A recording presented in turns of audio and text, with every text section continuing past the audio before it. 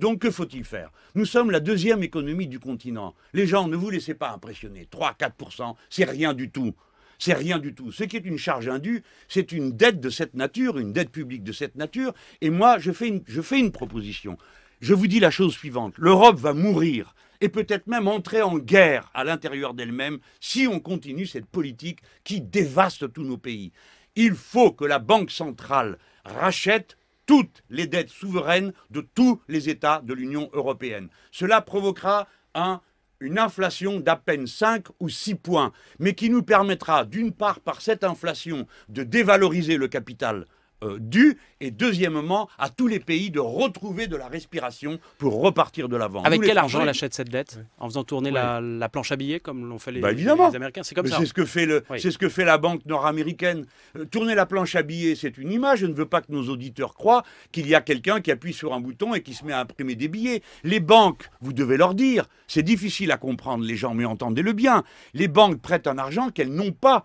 Écoutez bien ça, ils n'ont pas de l'argent caché quelque part qu'ils vous prêtent. Ils vous font un titre qui fait entendre que vous avez cette somme. Puis avec cette somme, vous achetez votre maison, vous achetez votre voiture, et la contrepartie matérielle vient par rapport à l'argent qu'on vous a donné. Donc ne vous laissez pas intimider. La dette, ce n'est rien. Ce n'est rien. Nous faisons tous ces sacrifices pour rien. Écoutez-moi bien tous. Jamais la dette ne sera payée. Notez-le tous dans vos calepins. Mélenchon vous dit, jamais la dette ne sera payée. Ce que je redoute, c'est que l'on finisse avec les méthodes que l'histoire a montrées dans ce type de circonstances. La banqueroute, qui est la catastrophe totale, ou bien la guerre, ou bien l'hyperinflation. Je propose une voie de sortie raisonnée, maîtrisée, contrôlée. Il faut m'entendre, car ma voix est celle de la raison.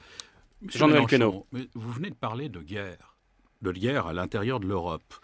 La guerre entre qui et qui? Lorsque les tensions s'avivent dans les nations, elles s'avivent mécaniquement entre les nations.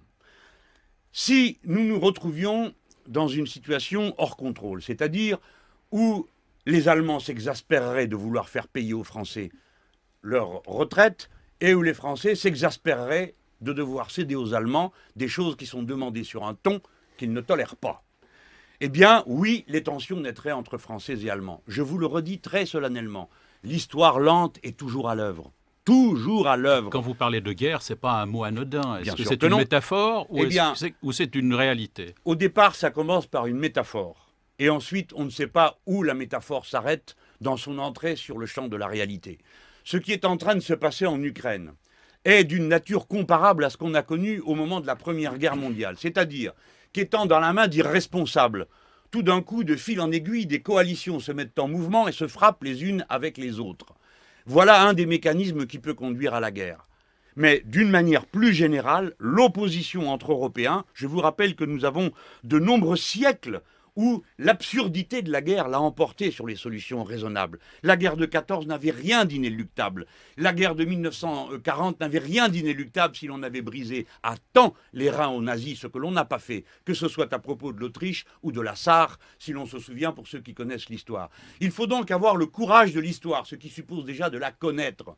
Il ne peut y avoir d'entente entre Français et Allemands que sur une seule et unique base, l'égalité pure et parfaite entre Allemands et Français. Or, on a accepté que cette égalité soit déséquilibrée et je redoute la pente dans laquelle nous sommes entrés.